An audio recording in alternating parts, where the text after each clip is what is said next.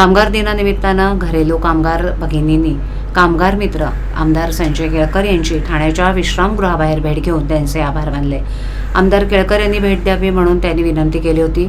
यावेळेला या घरेलू कामगारांना शुभेच्छापर आमदार केळकर यांनी पुष्प दिलं। आमदार केळकर हे नेहमीच कामगारांच्या पाठीशी ठामपणे उभे राहतात। कामगारांचे आधारवड म्हणून त्यांची ओळख आहे। आंतरराष्ट्रीय श्रम संघटन 16 जून हा जागतिक घरकामगार दिन म्हणून घोषित केला आहे। 8 मार्च जागतिक महिला दिनाप्रमाणे 16 जून हा जागतिक घरकामगार दिन घरकामगार महिला देशभर साजरा करतात। यावर्षीच्या जागतिक घरकामगार दिनाचं महत्त्व हे आहे की यावर्षी 29 जानेवारी 2025 रोजी आपल्या सर्वोच्च न्यायालयानं देशभरातील घरकामगारांसाठी सामाजिक सुरक्षा देणारा कायदा व्हावा असा निर्वाळ दिला आहे। या निवाड्यानं घरकामगार महिलांमध्ये प्रचंड आनंदाचं वातावरण पसरले।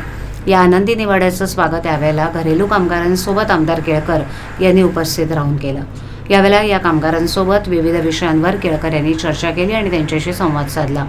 यावेळेला कल्याण परिसरातील 300 घरकामगार महिला 16 जून जागतिक घरकामगार दिन शुभेच्छा संदेश मानवी सखेद्वारे सर्वोच्च न्यायालयाचे आभार व्यक्त करत या जागतिक घरकामगार दिनाचा संदेश जनतेत पोहोचवणार आहेत। या घरेलू कामगार महिलांना आमदार केळकर यांनी शुभेच्छा दिल्या।